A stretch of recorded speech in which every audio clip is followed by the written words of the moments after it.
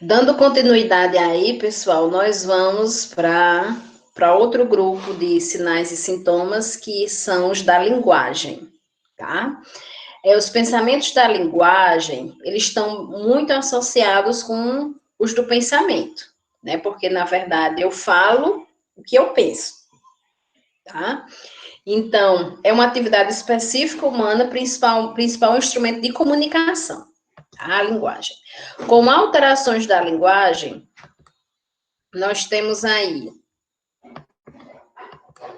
a afasia, que é a perda da linguagem falada e escrita por uma incapacidade de compreender e utilizar os símbolos verbais, tá? Aqui, pessoal, na afasia, ela acontece muito com pessoas que sofreram algum trauma. Ah, você teve uma AVE, Edmar? Não sabia. Faz tempo?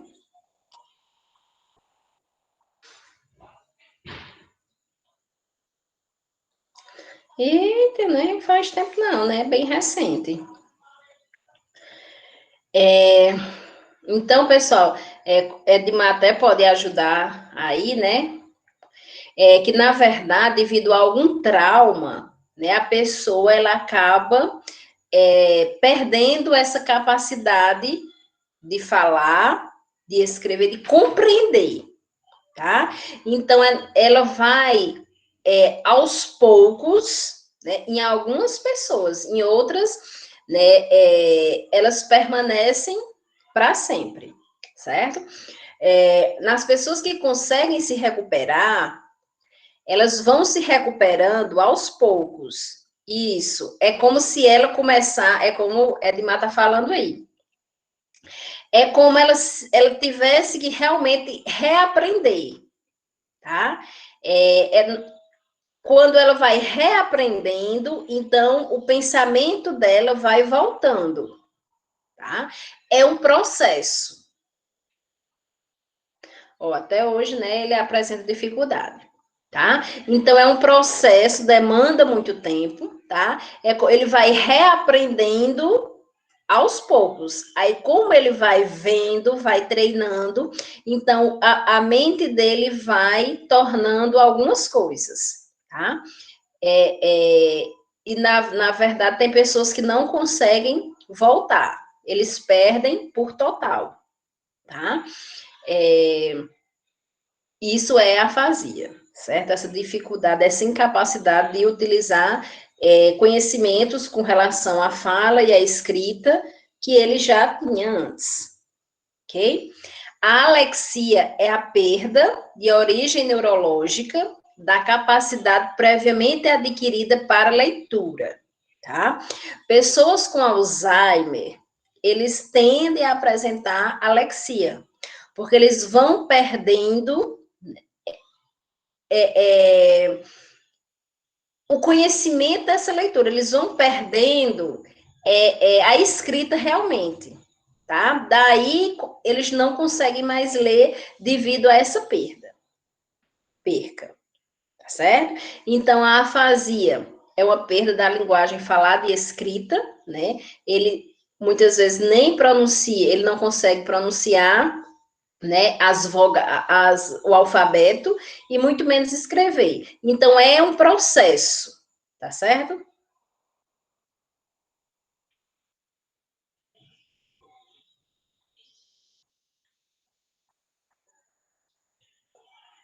Ah, então deu certo, né, Wesley? Não foi totalmente culpa minha, não, né? Tu passou 3 meses sem falar, Edmar? Menino, como processão, hein? Ai, Jesus. Então, isso é afasia, tá certo, pessoal?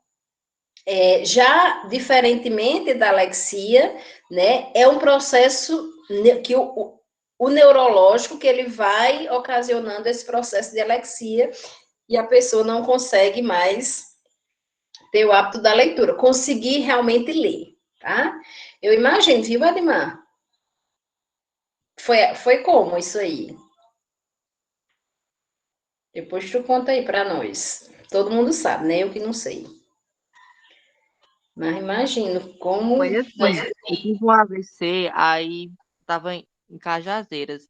Aí eu fiquei 15 dias internados. Aí eu tinha que fazer aulas com fonoaudióloga por 3 meses. Aí eu não desisti da faculdade, eu fiquei fazendo acompanhamento em casa, porque, tipo, eu lembrava de tudo, O só que eu não susto, conseguia mulher, falar. que uma criança chegou convulsionando, mas deu certo. Ô, Wesley, graças a Deus deu certo. E deu certo você voltar. Pode falar, Edmar. Aí eu não conseguia falar. Aí eu passei uns 15 dias internado lá no Hospital do Cariri, naquele regional do Cariri. Aí a médica falou pra mim que eu não poderia, nunca eu voltaria a ser como era antes, entendeu? Porque eu sempre fui comunicativo, falo demais. Até hoje eu falo demais, né? Aí eu sofro ainda porque tem coisas que eu não sei escrever, tipo, é, de acordo com a ortografia certa, às vezes eu esqueço. Enfim, às vezes eu esqueço como escreve as palavras. Aí, quando eu tô nervoso também, eu sinto muito isso. Foge da minha mente. Eu sei na minha cabeça, mas eu não sei articular a minha boca para que a palavra saia, entendeu? Aí o Uhum. médico disse que eu voltaria ao normal depois de uns 10 anos. Aí, sendo que eu tinha que ficar praticando. Aí eu não. Até hoje eu sofro com isso, mas tô levando, né? Tô aqui na faculdade, né? Tá dando certo. Graças a Deus. Graças a Deus, Edmar. E realmente, como eu falei, é um processo, ele vai demandar tempo, né? Mas que realmente você, né, teria que ainda estar em acompanhamento da fono, né? E também psicológico, para você ter esse controle aí, né? Emocional, né? Como você diz, quando fica nervoso, né? Então, pessoal, a afasia aí é por traumas e a alexia é realmente uma perda neurológica que vai ocorrendo aí nesse processo degenerativo, tá bom? Valeu, Edmar, o depoimento aí, tá? Wesley, meu amado, que bom que deu certo, né? A criança aí. E você voltou. Deu sim, mulher, graças a Deus. Graças a Deus. E eu fiquei aqui preocupada porque eu que tinha te tirado. Não, tá ali, entrou em contato comigo. Eu disse, não, mulher, acho que a internet foi cair, que eu tava no Wi-Fi, agora eu liguei o 3G. E foi na hora da Pronto, emergência, mas deu certo, graças a Deus. graças. Pronto, continuando aí, nós temos a logorreia. Logorreia é aquele paciente que pensa acelerado e fala acelerado. Então, é uma fala acelerada e compulsiva. Vocês podem encontrar, no lugar da palavra logorreico, encontrar verborreico, tá?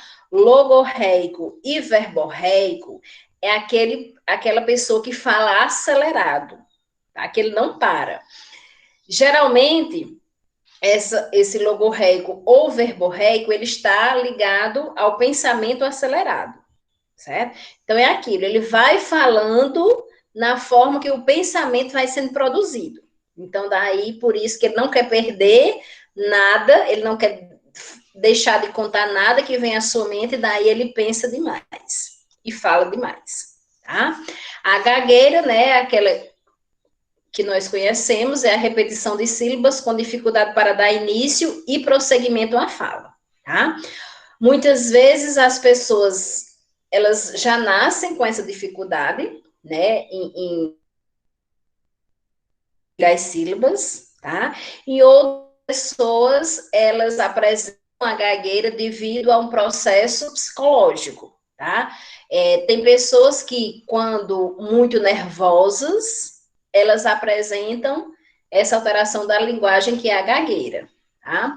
Pessoas que têm fobias sociais, tá? Nós vamos ver, quando a gente entrar nos transtornos, nos tipos de fobia, nós vamos ver a fobia social, e daí, quem tem fobia social tende a apresentar aí como sintomatologia a gagueira, tá?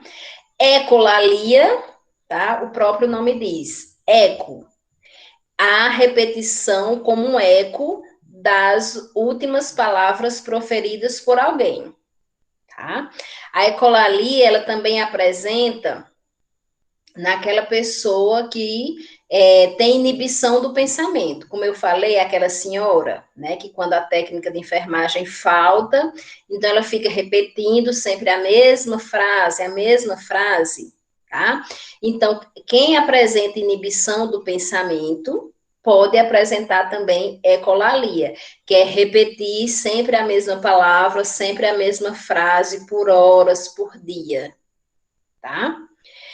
E glossolalia, o paciente usa a linguagem de forma estranha e incorreta, muitas vezes com a criação de novos termos incompreensíveis, que é o que a gente chama de neologismo, tá? A glossolalia, pessoal, ela pode acontecer nas crianças quando elas estão aprendendo a falar, tá? Então, muitas vezes, elas dão nome a determinados objetos de uma forma diferente, tá? Ou até de uma forma parecida, mas que não é o nosso normal de escutar, tá? Então, quando ela está criando, quando ela cria palavras novas para determinados objetos, certo? Isso é glossolalia, ok? Então, nós temos essas alterações de linguagem e nós temos a última aqui, que é o mutismo, tá? Mutismo, vocês podem pensar que é uma pessoa muda, mas, na realidade, essa pessoa que apresenta mutismo, ela fala, só que ela prefere não falar, ela prefere não se comunicar, ela não tem esse hábito da comunicação. Pessoas depressivas, então, elas podem apresentar mutismo, tá? Muitas vezes você fala com ela e ela não responde, tá? Pessoas com esquizofrenia, como o exemplo aqui, o tipo aqui da catatônica que nós temos, que é quando a esquizofrenia catatônica, nós vamos ver, é quando o paciente ele passa horas na mesma posição, com um olhar fixo, tá? Quando ele está dessa maneira, ele vai apresentar mutismo. Ele não vai falar com ninguém, tá? Crianças autistas, quando elas estão reservadas no seu próprio mundo, quando elas não querem se comunicar com ninguém, elas também apresentam mutismo, tá? Então, veja que mutismo não é que o indivíduo seja mudo, é porque ele quer, tá, se permanecer nesse pensamento, tá? Quer se permanecer dessa forma, ok? Tranquilo com relação às alterações da linguagem? E daí nós vamos entrar para a nossa último grupo de alterações de hoje, que é a consciência, tá? Consciência é que faz de nós mesmos seres psíquicos vinculados à realidade. É através dela que nos damos conta de nossas sensações, percepções de nosso ser. Então, vamos ver aqui algumas alterações da consciência. A primeira que nós vamos ver é o delírio. Tá? O delírio é uma alteração transitória da qual o paciente não consegue reter, fixar ou evocar informações. A atividade mental organizada, ela é reduzida. Tá? Então, quando o paciente ele delira, né, é até no popular, quando a gente escuta que fulano está falando coisa com coisa, tá? Essa coisa com coisa é justamente essa desorganização mental, ok? Onde o paciente tem muitas ideias no seu pensamento, tem muitas ideias na sua consciência, tá? Porém, elas estão vindo na mente do paciente de forma desorganizada, tá? Algumas que estão no inconsciente puderam vir para o inconsciente e muitas vezes o que vai fluindo nessa consciência, o paciente ele vai verbalizando, o paciente ele vai falando. Por isso que as pessoas falam esse negócio que ele diz coisa com coisa, justamente porque as suas memórias, os seus pensamentos estão vindo aí à tona, tá? Por isso que ele não consegue fixar, no momento que ele está assim, ele não consegue fixar nenhuma informação, tá? O paciente em crise, ele pode apresentar delírios. Daí a importância do acompanhante, porque nada, né, que nós iremos orientar esse paciente, que nós iremos dizer para esse paciente, vai servir, porque ele não consegue fixar, certo? Ele não consegue trazer o que ele já tem. Tudo é de forma desorganizada, ok? Paciente esquizofrênico quando está em crise, tá? Ele apresenta delírio e a voz, as alucinações auditivas tomam de conta dessa consciência, tomam de conta dessa mente, tá? E daí o paciente, ele começa a falar dele mesmo na terceira pessoa, porque na realidade, para ele, para a mente dele, quem está falando não é ele, tá? E sim a mente que está, e sim a voz que está na mente dele, ok? Então, é confuso, tá? Isso são sinais, né, de delírio.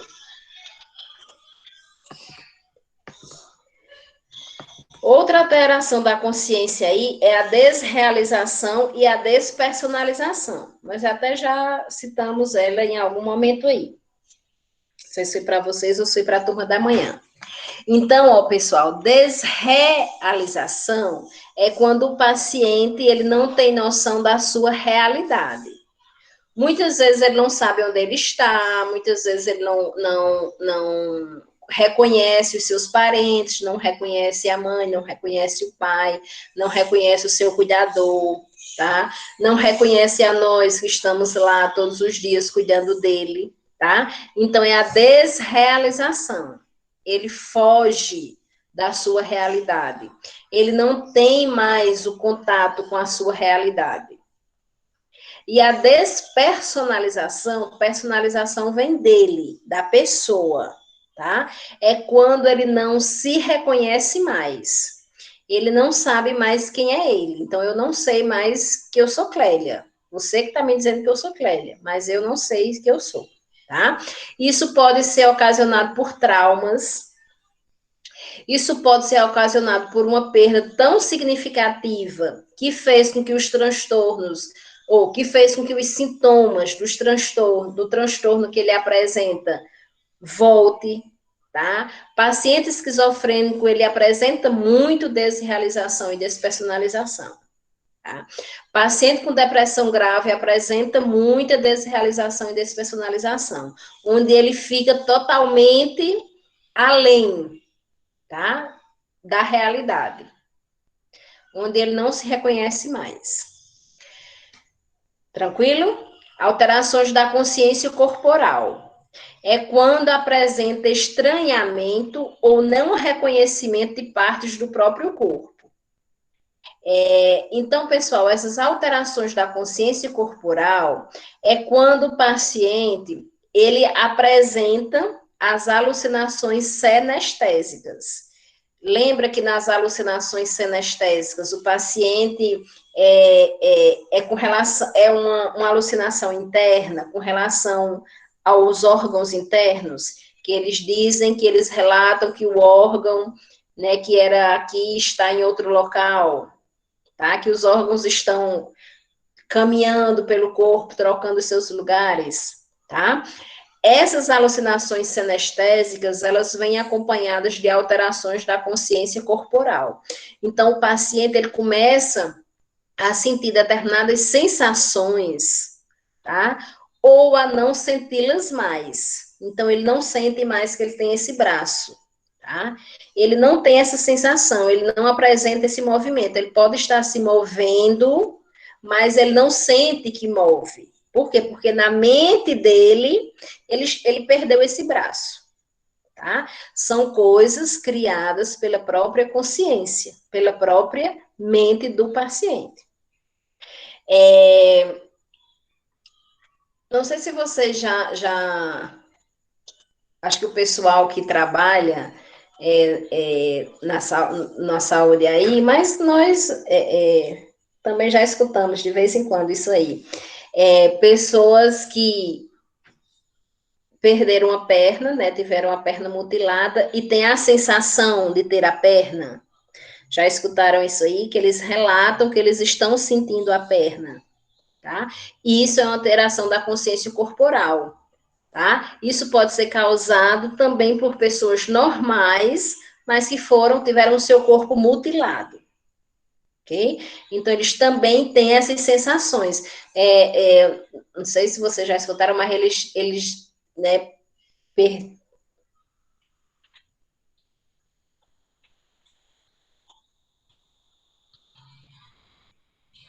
isso, Edmar. Nesse caso, né, é uma alteração da consciência devido, né, a uma alteração relacionada a um transtorno mental, tá certo?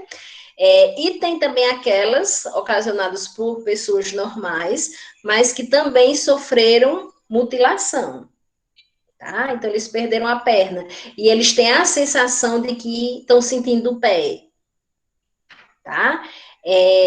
A própria mente que está criando essas sensações, certo?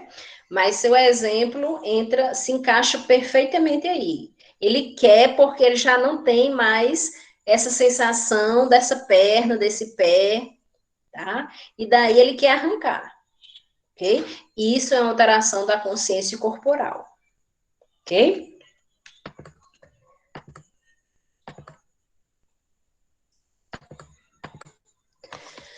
Daí nós vamos para outra alteração que são estados crepusculares, tá? O estado crepuscular, ele acontece muito com paciente com esquizofrenia catatônica, tá? Algumas alterações que vocês vão ver agora são mais voltadas para pacientes com esquizofrenia catatônica. O que é esquizofrenia catatônica? É o paciente que ele fica em estado catatônico, em estado parado, certo? Muitas vezes ele pode apresentar alucinações, muitas vezes tanto alucinações visuais quanto auditivas, tá? Ele pode estar lá questionando com sua própria voz, né? Com o próprio vulto que ele está vendo, mas ele está parado.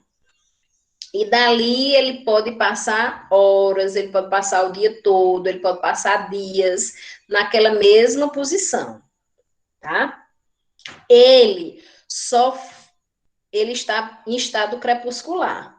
Ele só sai dessa posição quando ele recebe uma ordem, certo? Então, por exemplo, ele pode passar o dia lá sem comer. Se ninguém chegar para ele e disser que ele vai comer agora porque alguém vai dar, ele não vai sair dali, certo? Ele age porque ele recebeu uma ordem, tá? Então, alguém chega e diz que ele tem que tomar banho. Então, ele sai da posição em que ele estava, vai tomar seu banho e volta para o mesmo local, certo? É como se fosse assim, ele fosse um robô, que ele recebesse ordens e daí ele volta para o mesmo local, tá? E isso é o paciente em estado crepuscular.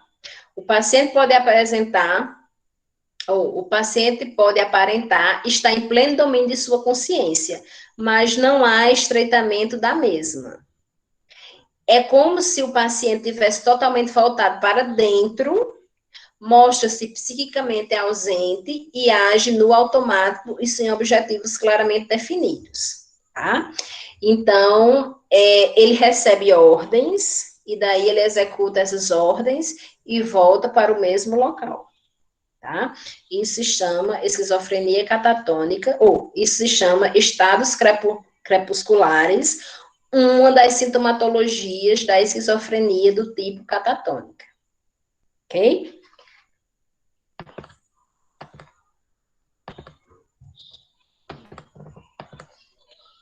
E daí nós temos a obnubilação, tá? A obnubilação é quando o paciente, uma sintomatologia de transtorno mental, tá? É quando ele perde as sensações. E daí ele vai apresentar movimentos bem lentos, tá? É como se ele perdesse a agilidade que ele tinha no seu corpo. E daí ele fica também bem lento.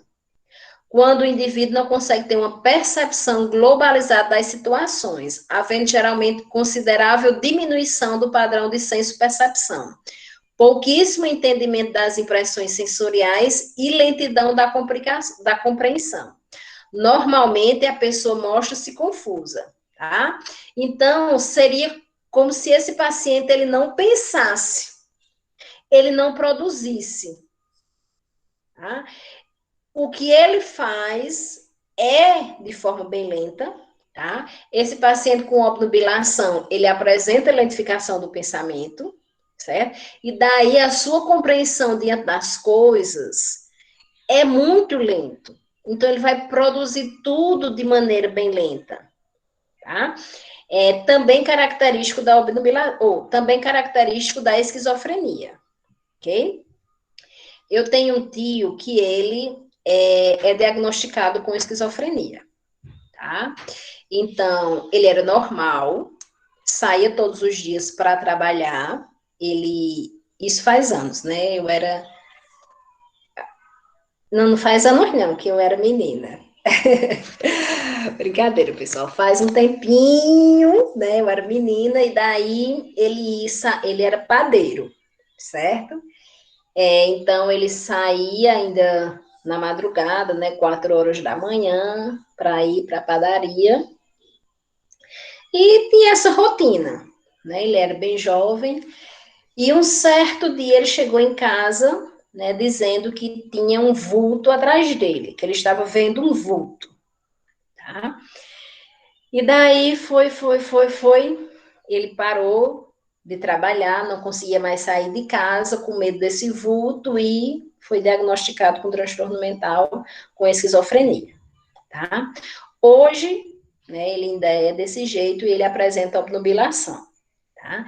Então, tudo que ele faz é de maneira bem lenta e bem robótica, pessoal, tá? Ele apresenta estado crepuscular, certo? Tem dias que ele passa em estado crepuscular, ele só dorme de rede, então ele passa o dia todo olhando para o teto, certo? Ele fica lá por horas, se ninguém chamar ele para fazer nada, ele não se levanta de lá, tá? Ele apresenta obnubilação quando ele fala, é sempre de forma muito lenta mesmo.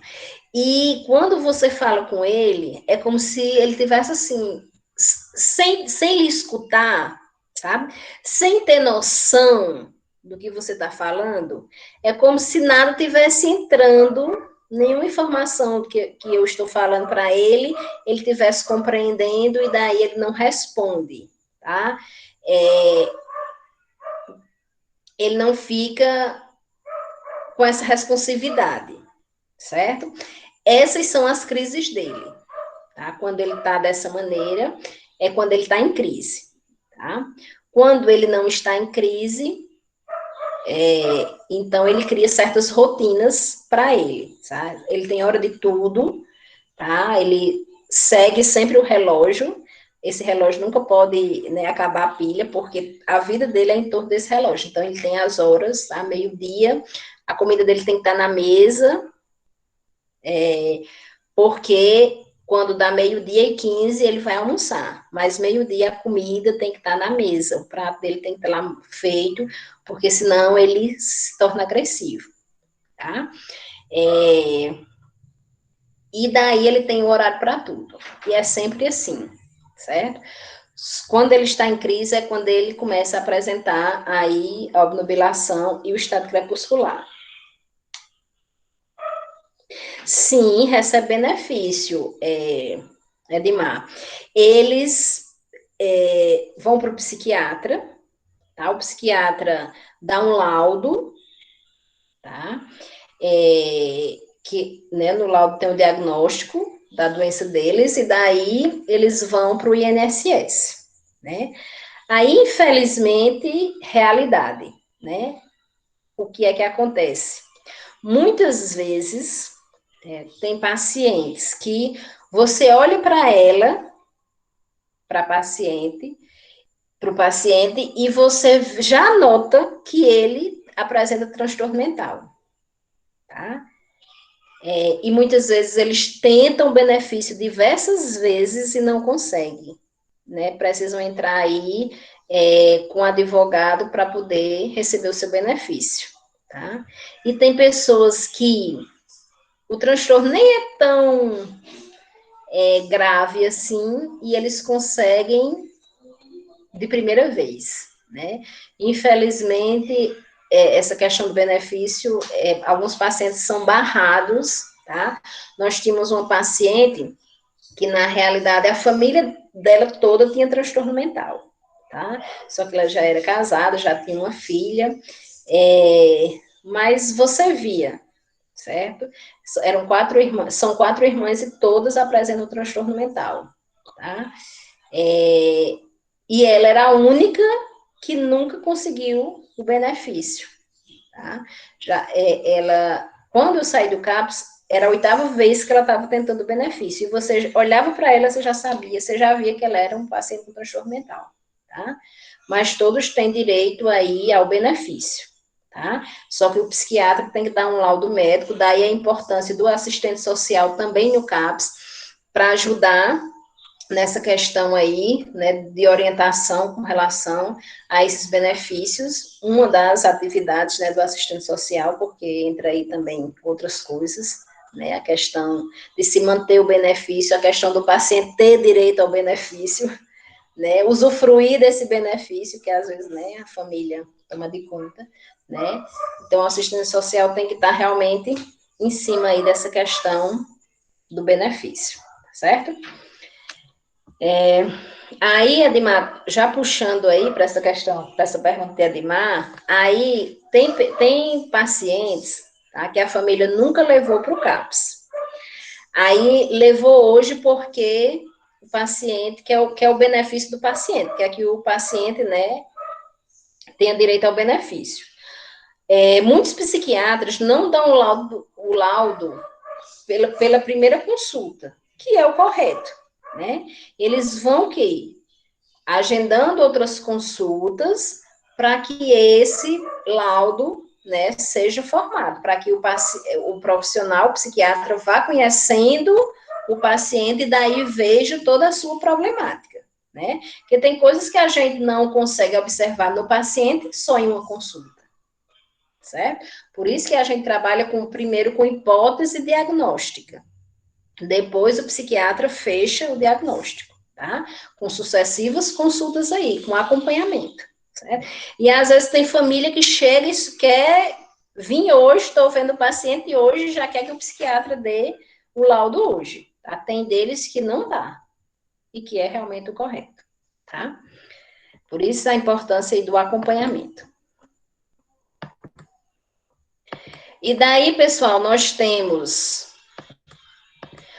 também como alteração da consciência, a confusão, né? A confusão é aquela situação que o paciente fala uma coisa, apresenta fuga de ideias, tá? Ele está falando uma coisa, fala outra, tá? E daí fica toda aquela confusão mental que a gente observa no próprio paciente, certo? O indivíduo não consegue falar nem pensar coisa com coisa, não consegue interagir coerentemente o que está vivendo, e a ligação que faz entre o que vê, o que ouve, o que fala, o que sente, o que pensa, é sempre de forma muito estranha, tá? Então, ele vai associando várias coisas, vai associando vários pensamentos que estão na sua consciência e vai verbalizando, tá? E essas histórias, né, o que ele verbaliza é tudo sem nexo, tá? Então, o paciente está apresentando confusão, o paciente está confuso, ok? E o estado de estupor seria o estado crepuscular de uma forma mais agressiva, tá? Então, é quando o paciente, ele está lá parado, ele no estado crepuscular, né? Ele está parado, só que ele o que mandam ele fazer, ele faz, tá? Só que no estado quando o paciente está em estupor, ele não faz, tá? Ele não faz as coisas que mandam ele fazer. Ele não funciona nem no automático. Tá? Então, nada consegue estimulá-lo, tá? O indivíduo entra em um estado de profunda alteração sensorial, onde praticamente não se consegue estimulá-lo, sendo somente possível mediante estímulos muito potentes, tá? E às vezes nem nesses estímulos muito potentes, quando realmente você pega o paciente, leva para debaixo do chuveiro e molha ele e ele está lá, parado. Ele não tem reação. Certo? No estado crepuscular, ele ainda vai, ele toma o seu banho, ele volta ao seu estado, volta ao local de origem, volta ao local que estava. Mas do estupor, ele não tem nenhuma reatividade. E para nós encerrarmos aí por hoje, nós temos o coma, né, que é a falta total da consciência, né, que é quando realmente o paciente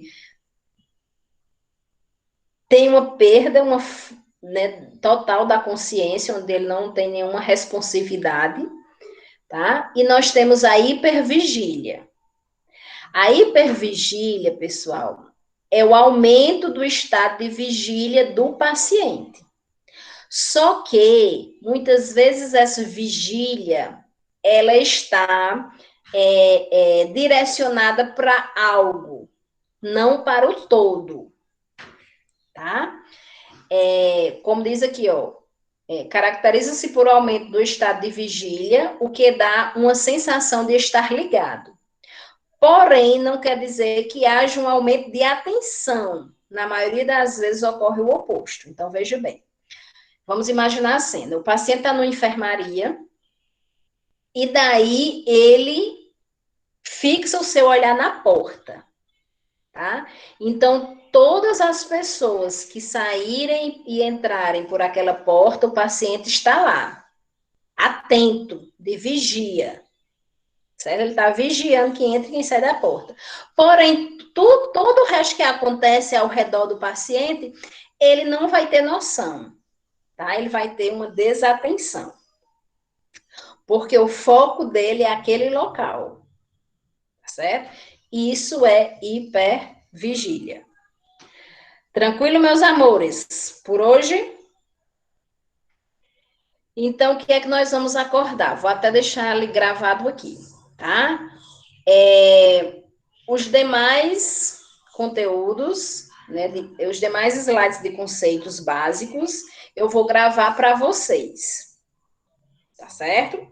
Para quando for quarta-feira, nós entrarmos em anamnese, tá? Eu não sei se vocês observaram, mas eu coloquei conceitos básicos para o módulo de AV2, porque eu não irei cobrar conceitos básicos em AV1 para vocês. Nós só iremos para estudar, ou cobrar aí para AV2, tá bom?